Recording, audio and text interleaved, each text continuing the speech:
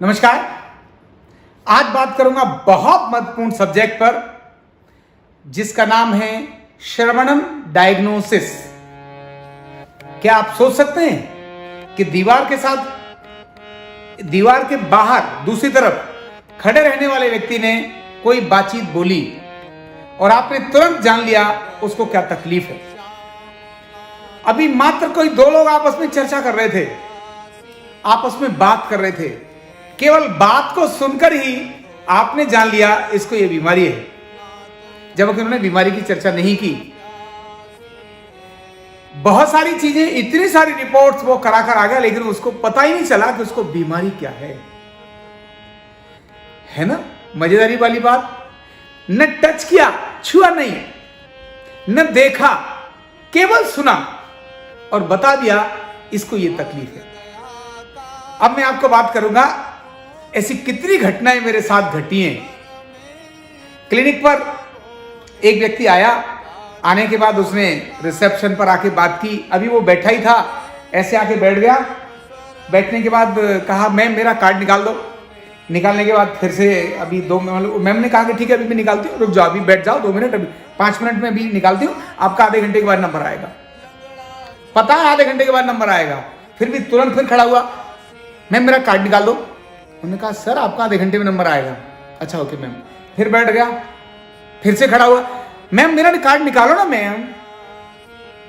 बस ये 3 चीजें मैंने सुनी और सुनने के बाद कार्ड पर, मेरे पास जब कार्ड आया तो मैंने ट्रीटमेंट लिख दिया, इसको ये तकलीफ है, इसका ट्रीटमेंट है। मुझे कहता सर आपने तो कुछ सुना ही नहीं। मैंने कहा ट्रीटमेंट लेकर आओ, बाद में बात करना। वो ट्रीटमेंट लेकर आया, उसने कहा कमाल कर दिया सर, मैं तो आपने छुआ नहीं, ना मुझे आपने चेक किया, केवल ट्रीटमेंट लिखा और हो गया। इसी तरह से एक बार एक बहुत बड़े जज हैं जो उच्च न्यायालय में अपनी सेवाएं देते हैं, और मैं उनके पास वहां ट्रीटमेंट के लिए बैठा हुआ था। अचानक एक व्यक्ति ने जैसे ही थोड़ा ऊंचा किसी बात को बोला, उन जज के पास कोई व्यक्ति बैठा हुआ था, तो वो 2 लोग आपस में चर्चा कर रहे थे। जैसे ही उसने थोड़ा ऊंचा बोला, तुरंत जज साहब ने कहा थोड़ी नीचे आवाज में बात करो, मुझे इरिटेशन होती है। बस इतना ही था कि मैंने ट्रीटमेंट दिया, ठीक हो गए। क्या था वो, ये जानकारी आज मैं आपकी जानकारी इस विषय में बढ़ाऊंगा। क्या मैंने चेक किया, उस पेशेंट ने जो रिसेप्शन पर था, बार बार कर रहा था, उसने क्या मैंने उसके लिए लिखा होगा, और वो जो एक बड़े महोदय थे उनके लिए मैंने क्या ट्रीटमेंट लिखा होगा, केवल सुनकर। अब मैं यहां बहुत महत्व की चीज शेयर करता हूं। शरीर में हमारे वात पित्त कफ 3 दोष हैं, 3 दोष हैं, वात पित्त और कफ। तीनों का अपना स्वभाव है। तो इसीलिए डायग्नोसिस करते समय हमें किन किन चीजों का ध्यान रखना है, तो स्वभाव दोष, वात पित्त और कफ, ये तीनों प्रकार की प्रकृति वालों के स्वभाव अलग ही होते हैं। वो जो बार बार वहां बैठकर खड़ा हो जाता था, इरिटेट हो जाता था, उस व्यक्ति को वायु रोग था, बात रोग था, और मैंने बात रोग को समान करने के लिए ट्रीटमेंट दे दिया, वो ठीक हो गया। ऐसे ही जो थोड़ी सी आवाज, ऐसे करने पर भी उनको इरिटेशन होती, थोड़ी सी आवाज सूट नहीं करती थी, इरिटेशन हो जाती थी। मैं समझ गया नर्वस सिस्टम की प्रॉब्लम है, नर्वसनेस, डिप्रेशन की स्थिति है। इसीलिए मैंने उनको एसिड बढ़ा हुआ था, एक एसिड ट्रीटमेंट दिया, उनका वो दोष तुरंत खत्म हो गया। तो वात पित्त और कफ तीनों की अपनी प्रकृति है। कफ वाला व्यक्ति क्या करेगा, तो कफ वाले व्यक्ति के आवाज में कभी भी बहुत उत्साह नहीं आएगा, बड़ी गंभीरता से बात करेगा, रुक रुक करके बात करेगा। एक बात को कहने में 25 बार, जैसे वाजपेयी जी करते थे ना, एक शब्द बोला, अब लोग इंतजार करते थे अगला शब्द कब बोलेगा, तो वाजपेयी जी ने अगला शब्द कब बोला ये इंतजार करते थे लोग। ध्यान रखना, इस प्रकार की जो लोग बातचीत करते हैं वो बात प्रधान लोग होते हैं। जो जीरो टॉलरेंस की बात करते हैं, जो टॉलरेट ही नहीं कर पाते, तुरंत अभी अभी अभी अभी अभी अभी अभी। तो वायु का स्वभाव क्या है? तेज, इधर चलना उधर चलना, न रुकना, ये वायु का स्वभाव है। उस स्वभाव के साथ जो बात कर रहा है, जो अपनी बातचीत कर रहा है, इसका मतलब है वायु दोष है। ऐसे ही शरीर में पित्त बढ़ता है। पित्त यानी गर्मी, गर्मी का मतलब क्रोध।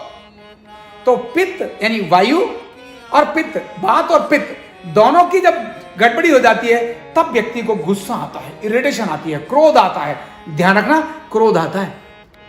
तो आपकी किसी भी बात पर आते ही बंदे ने पैसे दिए, मेरा कार्ड बना दो जी, बना दिया, और उसने देखा आचार्य जी को 15 मिनट लगने वाले हैं, अभी 5 मिनट हुए थे। उसने देखा मेरा तो 12:30 का समय था, अब तो 31 मिनट हो गए, आके बार बार कराओ। फिर मैंने 12:30 का समय था, वो व्यक्ति समय से आ गया, 31 मिनट पर उसका नहीं मेरे पास आया, 35 पर आया, उसको 15 मिनट लगने वाले थे। तुरंत उसने कह दिया मुझे रिफंड दे दो। मैंने घंटों चलकर आया पर 15 मिनट का पेशेंस नहीं हो के रिफंड मांग रहा है। उन्होंने मेरी रिसेप्शन ने मुझे आके कहा आचार्य जी जरा रिफंड मांग रहा है, जरा क्या करूं? मैंने कहा अच्छा मेरे पास भेजो। आते ही मैंने चेक किया, चेक करते ही मैंने ट्रीटमेंट लिखा। पेशेंस किसको नहीं होता? कौन व्यक्ति है जिसको पेशेंस नहीं होता? ध्यान रखना, बात और पित्त जिसके विकृत हो जाते हैं, हम ऐसे ट्रीटमेंट देते हैं तुरंत बैलेंस हो जाता है। इसी प्रकार व्यक्ति की आवाज अलग प्रकार की निकलती है, जैसे भय, डर बहुत जल्दी लगता है। डर किनको लगता है? फियर किनको आता है? जिनका नर्वस सिस्टम कमजोर होता है, उन्हें डर लगता है। क्रोध किनको आता है? तो भयभीत व्यक्ति को ही क्रोध आता है। ध्यान रखना, क्रोध बिना भय के नहीं आता। जब वो किसी से डर रहा है, उसको डर है कि मेरी कोई चीज चली ना जाए, तभी उसको क्रोध आता है, अदरवाइज तो क्रोध नहीं आता। तो दोनों एक दूसरे के साथ जुड़ी हुई हैं। ऐसे ही इमोशनल डिस्टरबेंस में तीसरी बात, यहां बहुत महत्व की बात बताऊंगा। एक व्यक्ति छोटी सी बात पर रो जाता है, तुरंत रो जाता है, जब देखो तो रो जाता है। ध्यान रखना, उसके लीवर की गड़बड़ी है। उसके लीवर को ठीक करो, उसका रोना ठीक हो जाएगा। क्योंकि इमोशनल डिस्टरबेंस लीवर के साथ जुड़ी होती है, और ऐसे लोगों को बचपन में कभी ना कभी जॉइंटिस हुआ होता है। तो इमोशनल डिस्टरबेंस, तो इमोशनल जितने भी चीजें हैं, अगर वहां से कहीं निकल के आ रही है, इसका मतलब लीवर है। तो जो लोग क्षण में रुष्ट हो जाते हैं, क्षण में तुष्ट हो जाते हैं, मतलब क्षण में गुस्सा हो गए, क्षण में प्यार लुटा दिया, कभी भी रोने लगे, कभी भी हंसने लगे, ऐसे क्षणों रुष्टा, क्षणों तुष्टा, रुष्टा तुष्टा, क्षण क्षणे, वैसे ये लोग बहुत खतरनाक होते हैं। इनके लिए कहते हैं अव्यवस्थित चित्तानाम प्रसादो अपि भयंकर। जो क्षण में रुष्ट होते हैं, क्षण में तुष्ट होते हैं, अभी खुश हो गए, अगले पल नाराज हो गए, रुष्टा तुष्टा क्षणे क्षणे, बार बार जो गुस्सा और वो होते रहते हैं। अव्यवस्थित चित्तानाम प्रसादो अपि भयंकर। ऐसे लोगों का परिणाम भी बहुत भयंकर होता है। इसीलिए ध्यान रखना, ऐसे लोगों का ट्रीटमेंट क्या होना चाहिए? तो लीवर ठीक करना है, इमोशनल डिस्टरबेंस है, बात और पित्त को बैलेंस करना है। न्यूरोथेरेपी के अंदर बात और पित्त को बैलेंस करने के बहुत इफेक्टिव ट्रीटमेंट है। इसी प्रकार आने वाला व्यक्ति आपके साथ बैठा है, अभी कुछ बोलना चाह रहा है लेकिन बोल नहीं पा रहा, सिसक रहा है, तनाव। तब आप सोचिए कहां से निकाल कर लाना है ट्रीटमेंट। मैंने बोला ना, तनाव को कहां से डील करना है, तनाव किसकी देन है।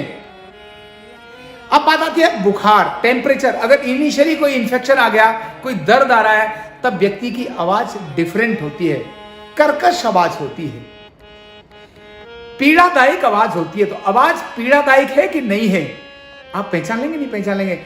व्यक्ति आवाज निकाल रहा है, तो बताने की जरूरत नहीं है, पूछने की जरूरत नहीं है, क्यों भाई साहब क्या बात है, रसगुल्ला खाओगे? अरे भैया वो दर्द हो रहा है, आप पूछ रहे हो रसगुल्ला खाओगे, भूख लग रही है? ओ भैया इतना तो डायग्नोज कर लो। वो बेचारा पकड़े हुए कंधे को कर रहा है, तो अब इसको डायग्नोज करने के लिए क्या बताओगे आप? कहां दर्द है, पंजे में या कान में? अरे कंधे में।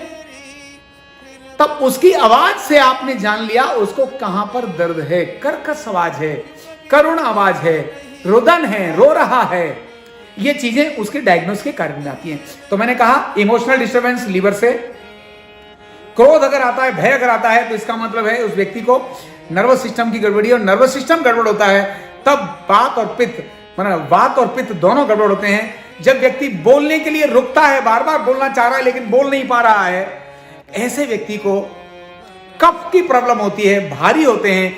मतलब ऐसा नहीं वो डरपोक होते हैं, लेकिन बड़े धीरे से बात करते हैं। जितने भी कफ वाले लोग होंगे, आपने ज्यादातर देखा होगा मोटे लोग होंगे, ज्यादातर वो कफ प्रकृति के धनी होते हैं। मोटे लोगों की स्वभाव है, तो जो मोटा है वो कफ प्रकृति का धनी है। अभी बस उसकी बातचीत, कभी भी कफ वाला व्यक्ति, जो मोटा व्यक्ति है, बड़ा उतावला नहीं रहता। वो कहता है यार कर ले, क्या अब तुमने कहा ना चल तू पहले चला जा, मैं बाद में चला जाऊंगा। अगर किसी ने जाना है और मोटा व्यक्ति खड़ा है, वो पता है उसको कंधा मारेगा तो गिरा देगा, लेकिन फिर भी वो कह रहा है अच्छा तू नहीं जाना, पहले तू चला जा। पेशाब बड़ी जोर से लग रहा हो, फिर भी वो पेशाब के लिए भी लाइन में वो कह देगा अच्छा तुम चला जा, पतले वाले को पहले भेज देगा। लेकिन पतला व्यक्ति वो बार बार कहेगा मैं जाऊं, मतलब घुसने की, बीच में घुसने की आदत को लेकर आएगा। तब केवल सुनने मात्र से डायग्नोस की बात करते हैं। अब दूसरा पार्ट में इसका लेता हूं। एक है उसने बोला, दूसरा डायग्नोस का पार्ट है, ये अभी नहीं बताता हूं क्योंकि ये मैं एडवांस लेवल में ही बताऊंगा। मुझे लगता है ये अभी बता देने में मजा नहीं आएगा, क्योंकि न्यूरोथेरेपी के अंदर जब मैं दर्शन, स्पर्शन और श्रवणन के डायग्नोस की बात कर रहा होता हूं, जब मैं बता रहा होता हूं, देख करके दर्शन, दूर से देखकर नजदीक देख करके डायग्नोस करने की जब बात बता रहा होता हूं, स्पर्शन छूकर, जिसमें से एक नाड़ी भी है, हाथ लगाकर ऐसे छूकर, मैंने आपको बता दिया, इससे पहले ट्रेनिंग दी है, छूकर डायग्नोस करना, देखकर डायग्नोस करना, छूकर डायग्नोस करना। तीसरा श्रवणन, सुनकर डायग्नोस करना। तो मुझे लगता है श्रवणन डायग्नोसिस को अभी नहीं बताता हूं। आप डिजिटल पाठशाला के अंदर जब मास्टर में ये मैं कराता ही हूं, उसके अंदर मैंने कुछ चीजें बताई हैं, शायद वही बता देना चाहिए तो ज्यादा अच्छा रहेगा। ठीक है? नहीं सर बता दो। अच्छा चलो कुछ बता देता हूं। तो दूसरा पार्ट इसका, ऐसे कई पार्ट है, तो दूसरा पार्ट है प्रश्न पूछ करके डायग्नोस करना। सुनना है ना, आपने प्रश्न करना, प्रश्न का प्रति प्रश्न आपको उसको डायग्नोस करने में, निदान करने में सहायता देता है। जैसे आपके पास एक मंदबुद्धि बच्चे को लेकर एक फीमेल आई, अब आपने उसको ट्रीटमेंट करना है। आपको कैसे पता चले कि ये बच्चा मंदबुद्धि क्यों हुआ? ट्रीटमेंट उसी तरह से डिसाइड होगा। कई सारे कारण हैं। तब आपने 40 प्रश्न करने होते हैं। उन 40 प्रश्नों में से कुछ प्रश्न मैं आपके साथ शेयर करता हूं। तो आपने पहले पूछा बच्चा पैदा होते समय रोया था या नहीं रोया? तो महिला जो है वो बताएगी, या तो बताएगी रोया था या नहीं रोया। अगर बच्चा नहीं रोया, इसका मतलब पैदा होते समय बच्चे को रोना चाहिए, रोना ही चाहिए, और नहीं रोया है तब पैदा होते समय ही फॉल्ट आ गया। मतलब ब्रेन में ऑक्सीजन की कमी आ गई, हाइपोक्सिक हो गया। समझदार नर्स बच्चे को उल्टा लिटाकर मार मार करके रुलाती है, तब उसका नाड़ काटती है। अदरवाइज बच्चा रिटार्टेड होने की संभावना होती है, और ये बच्चा रिटार्टेड हो गया और रोया नहीं था। तब हमारी न्यूरोथेरेपी में ऑक्सीजन, ब्रेन का ऑक्सीजन बढ़ाने के लिए ट्रीटमेंट करेंगे। अभी दूसरा प्रश्न किया, बच्चे को कॉर्ड अराउंड द नेक तो नहीं था? अब वो महिला देख के बता रही है कॉर्ड, हाँ सर, बच्चे की नाल तो गर्दन तो नाल में फंस गई थी। तब आपने तुरंत समझ आ गया, ओ इसका मतलब इसको फांसी लगी थी, इंजरी हुई थी। तो तुरंत डिसाइड किया इंजरी। आपने प्रश्न किया, आप सुन रहे हैं, सुन करके ट्रीटमेंट डिसाइड कर रहे हैं, इंजरी ट्रीटमेंट देना चाहिए। उसने कहा नहीं सर, ये रोया भी था और कोई भी कॉर्ड अराउंड द नेक नहीं थी, फिर भी बच्चा मंदबुद्धि रिटायर क्यों हो गया? तब पूछा क्या फोर्सेप डिलीवरी थी? क्या बच्चे को ऐसे वो वैक्यूम के द्वारा निकाला गया था? हाँ सर, वैक्यूम के द्वारा निकाला गया था, इसीलिए रिटार्टेड भी हो गया, डम एंड डफ भी हो गया। सुनता भी नहीं है और बोलता भी नहीं है। सुनता नहीं है इसीलिए नहीं बोलता।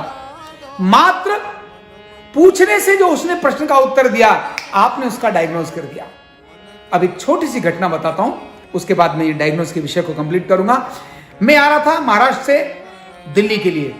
मेरे पास टिकट, हमारी टिकट थी, लेकिन किसी कारण से रात को 12:05 पर वो ट्रेन आनी थी। AM PM का चक्कर हो गया था। हमने 26 जनवरी की टिकट कराई थी, लेकिन रात को 12:05 पर स्टेशन पर टिकट हमारी गाड़ी आनी थी। जब हम वहां पहुंचे तो वो गाड़ी जा चुकी थी, क्योंकि वो तो AM PM का चक्कर हो गया ना। हमने तो 26 तारीख की रात को 12:05 की टिकट बुक कराई, लेकिन एक्चुअल में तो हमारी 25 तारीख की टिकट थी। वो हम 26 को आ गए, जो भी थी हम रेल में आ गए। वहां जैसे भी थे बैठे थे, भीड़ भाड़ में अंदर घुस गए। वहां एक बच्चा, ये रात को 12:05 की बात बता रहा हूं, एक महिला अपने छोटे से बच्चे को, मुश्किल से वो बच्चा होगा 1.5-2 महीने का होगा, बच्चा रोए जा रहा, बच्चा रोए जा रहा, बच्चा रोए जा रहा। वो टीटी के पास गई, सर वो हमारे बच्चे के लिए कोई यहाँ पर कोई डॉक्टर है क्या, बच्चा रो रहा है। उसका हस्बैंड भी गया। अब छोटा बच्चा रोए तो पूरी कंपार्टमेंट सो नहीं सकता, क्योंकि बच्चे के रोने के बाद कौन सोएगा। अरे इसका कुछ करो ना, इसका कुछ करो ना, ऐसा रहता है। अल्टीमेटली वो टीटी को बताता कि हम बिना टिकट वाले हैं, लेकिन हमने रॉब मार रखा था, हम तो डॉक्टर है, जबकि डॉक्टर तो थे ही नहीं, न्यूरोथेरेपिस्ट थे। रॉब मार रखा था भाई, मारना तो पड़ता है, फंसे हुए थे। तो उन्होंने कहा हाँ डॉक्टर तो है, तो मुझे वहां से बुला लिया। अब टीटी ने कहा, वहां से जो संदेश लेकर एक व्यक्ति आया, मुझे लेकर गया, बोले सर टीटी ने बोला है हमारा बच्चा रो रहा है, आप जरा देखो। और उन्होंने कहा कि आप डॉक्टर हैं। मैं एक बार तो मेरे पसीने छूट गए, मैं डॉक्टर तो हूं नहीं भैया, बच्चे को देखने के लिए जा रहा हूं, कि ऐसा ना हो कि आज है ना टिकट वगैरह तो बने नहीं, पेनल्टी और ऊपर से ज्यादा लगे, तो इसीलिए पता नहीं क्या होगा। हे भगवान, मैं गया और जाकर मैंने बच्चे को रोते हुए देखा। उसकी मां से जो पहला बच्चा था उनको भी अनुमान नहीं था। मैंने कुछ प्रश्न किए, पहले उस बच्चे को लिटाकर देखा। अब बच्चे को यहां हाथ लगाऊं तो पी पी रोए, पेट पर लगाऊं तो रोए, हाथ को छूं तो रोए। अरे वो 40 दिन 50 दिन का 2 महीने का बच्चा रोए रोए रोए रोए और लाल हो रहा चेहरा, कहीं छू वही रोए, तो पता कैसे चले इसको बीमारी क्या है। मैंने जिंदगी में इससे पहले कभी भी इतना छोटा बच्चा न देखा था, न डायग्नोज किया, न इलाज किया। मैंने फिर प्रश्न किया उसकी मां को, कब से रो रहा है। मैंने कहा सर हम लगभग ये शाम को 6:30 बजे गाड़ी में चढ़े थे, तो 6:30 बजे चढ़े थे और ये बस उसके बाद से ही रोना शुरू हो गया। 7 बजे से बहुत ज्यादा रो रहा है। मैंने उससे पहले रो रहा था, बोले नहीं रो रहा था। मैंने फिर क्या, बोले क्या हुआ, क्या कौन आया था आपको छोड़ने के लिए, कौन आया था। बोले सब ठीक थे, मेरी छोटी बहन भी थी। उसकी छोटी बहन 12-14 साल की रही होगी, जिसने बताया 12-14 साल की, तो वो छोड़ लेकर आई थी, तो वही उठा के ला रही थी उसको, बच्चे को। और गाड़ी चलने वाली थी जब ये आए थे उसमें अंदर। इन्होंने कहा सर वो गाड़ी चलने वाली थी, छूटने वाली थी, तो हमने दौड़कर गाड़ी पकड़ी। मैंने कहा अच्छा। मैं तुरंत समझ गया। मैंने पहले उसको जो प्रश्न किए थे कि तुमने कुछ खाया, वो सब कि तुम्हारे कहीं मां के दूध से उसके गैस तो नहीं बन गई, वो सारे प्रश्नों में मुझे समझ आ गया कि जरूर जो इसकी छोटी बहन लेकर आई थी, दौड़कर जो ला रही थी, उससे ये फसली, इसकी जो हसली है वो उतर गई। डायग्नोज हो गया, कंफर्म हो गया, बच्चा रो रहा है केवल। अब 2 महीने का बच्चा याद करके तो रोएगा नहीं, हाय मेरी मौसी, हाय मेरा मामा, हाय मेरा नाना। भाई 2 महीने का बच्चा कैसे रोएगा, यही तो डायग्नोज है। मैं तुरंत समझ गया। वो कहती है दूध भी नहीं पी रहा, गोदी में लो, खड़े होकर ले जाओ, लिटाओ, बस रोता, ऐसा लग रहा है किसी ने तलवार ऐसे भोंक रखी हो। मैं समझ गया, मैं लिटाओ नीचे। उस सीट पर आगे लिटाया, लिटा करके मैंने उसकी गर्दन पर ऐसे, शोल्डर और गर्दन पर ऐसे उंगली सेट की और टक करके मैंने उसकी हंसली को सेट किया। जैसे ही हंसली सेट हुई एकदम ई करके बच्चा जोर से रोया, और बच्चा रोया। मैंने कहा हो गया काम, उसको बोला मैंने हो गया काम। और बच्चा सांस रुक गई हो बच्चे की। इससे पहले बड़ा टच करके देख लिया, मैं पेट को टच करता था, पेट टाइट कर लेता। मैंने यार समझ ही नहीं आ रहा। और जैसे ही मुझे समझ आया उसकी बात को सुनकर कि वो इसकी बहन लेकर आई थी और वो बहुत दौड़ते दौड़ते लाए थे, मैंने कहा जरूर बच्चे की हंसली उतर गई। और जैसे मैंने हंसली सेट की, बच्चा रोया। रोने के बाद जो सुप कर, मैंने कहा एक काम कर, फटाफट दूध पिला। बोले नहीं पीता। मैंने कहा पिला। उस बच्चे को उसने उठाया, मुंह उधर करके ढक करके बच्चे को जैसे दूध पिलाया, बच्चे ने दूध पी लिया। ध्यान रखना, अगर मैंने सारे टेस्ट कर लिए उस बच्चे के, टच कर करके, देख करके, पल्स देखूं बच्चे की, क्या पल्स समझ में आए। भाई इतना बड़ा विद्वान तो मैं नहीं हूं, छोटे बच्चे की, बड़ों की तो चलो समझ भी के साथ ही चेक कर लेता हूं, बच्चे की कैसे करूं। लेकिन सुन करके उस बच्चे का जो डायग्नोज किया और उसके कारण उसकी जो हंसली ठीक की, ध्यान रखना वो बच्चा एकदम ठीक हो गया। और उस समय मुझे गर्व हुआ, पूरा कंपार्टमेंट उस समय मेरे आसपास, टीटी मेरे आसपास, और वो सब पूछने लगे सर आप क्या हो। मैंने कहा पता नहीं क्या हुई, तो मुझे ही नहीं पता मैं क्या हूं, लेकिन जो भी है हो गया। तो श्रवण डायग्नोसिस बहुत महत्वपूर्ण डायग्नोसिस है। सुन करके डायग्नोज करना, प्रश्न करके डायग्नोज करना, प्रति प्रश्न से जानना। वो कोई बात कर रहा है तो वो वायु का रोगी है, पित्त का रोगी है, कफ का रोगी है, इमोशनल डिस्टर्बेंस है, क्यों ऐसा है उसको देख करके डायग्नोज करना। मेडिकल टेस्ट ऐसे में काम नहीं आते। कितना भी एक्सरे एमआरआई कर लेते उस बच्चे का काम नहीं आता। इमोशनल डिस्टर्बेंस को वाले व्यक्ति को कहां से आएगा? नहीं आ सकता बिल्कुल भी। ध्यान रखना, एडीएचडी जो डिजीज होती हैं, खासकर मेंटल डिसऑर्डर्स होते हैं, इन सब के कोई भी मेडिकल रिपोर्ट्स डायग्नोसिस नहीं होते हैं। श्रवणन डायग्नोसिस ही इनके लिए सिद्ध होता है। इसीलिए आपने अगर जानना है श्रवणन डायग्नोसिस तो आरोग्य पाठशाला के अंदर एडमिशन लीजिए। जानिए दर्शन, स्पर्शन और श्रवणन के यूनिक डायग्नोसिस। एक छोटा सा ट्रेलर मैंने आपको इसके अंदर बताया और कुछ सिखाया है। बार बार रिपीट करना, बार बार सुनना, क्योंकि लीवर के लिए जो मैंने बात बोली है आपके लिए भी बहुत महत्वपूर्ण है। आप उस पर बहुत सारे लोगों का इलाज कर सकते हो। अनेक सारे पॉइंट्स मैंने शेयर नहीं किए क्योंकि आप जानते नहीं हो। अगर जानते होते, न्यूरोथेरेपी जान रहे होते या जान जाएंगे न्यूरोथेरेपी, तो उसमें मैंने डायग्नोसिस बताया ही है, ऐसा यूनिक डायग्नोसिस। तो डिजिटल पाठशाला के अंदर आप एंट्री करिए और ये जो मैं जानकारी दी, ऐसी अनेक जानकारी आने वाले समय में देने वाला हूं। तो अभी तक अगर आपने चैनल को सब्सक्राइब नहीं किया है तो जरूर सब्सक्राइब करिए और बेल आइकन जरूर दबाना, क्योंकि बिना उसके मेरी पहली वीडियो आपको मिलेगी नहीं। और क्योंकि आपके लिए उपयोगी है, आपके साथियों के लिए उपयोगी है, इसीलिए इसको शेयर करना मत भूलना। तो यह था श्रवणन डायग्नोसिस आपके लिए। आज और अभी रजिस्टर करें हमारे डिजिटल लर्निंग प्रोग्राम में और एक एक कर जाने वो सारे रहस्य जिससे बदलेगा आपका जीवन और आपका भविष्य। न्यूरोथेरेपी का कंप्लीट कोर्स सीखने के लिए जुड़िए हमारे ऑनलाइन ट्रेनिंग प्रोग्राम से और जानिए करीब 100 बीमारियों का इलाज बिना दवा और बिना मशीन के। इस न्यूरोथेरेपी ऑनलाइन ट्रेनिंग प्रोग्राम से आप घर बैठे बन सकते हैं गवर्नमेंट सर्टिफाइड न्यूरोथेरेपिस्ट। रजिस्ट्रेशन के लिए नीचे दिए गए नंबर पर अभी कॉल करें। हमें बताते हुए ये बेहद खुशी हो रही है कि 70% डिस्काउंट के साथ 1000 एडमिशन हमारे सक्सेसफुली रजिस्टर हो चुके हैं। इसी खुशी में और कोर्स की भारी डिमांड को देखते हुए हम दे रहे हैं आपको सुनहरा अवसर। याद रहे, यह छूट पहले 100 यूजर्स के लिए ही है। जल्दी करें और अभी करें, आज ही अपना नाम रजिस्टर कराएं। और हाँ, हमारे वीडियो को लाइक करना, शेयर करना और चैनल को सब्सक्राइब करना बिल्कुल भी ना भूलें। धन्यवाद।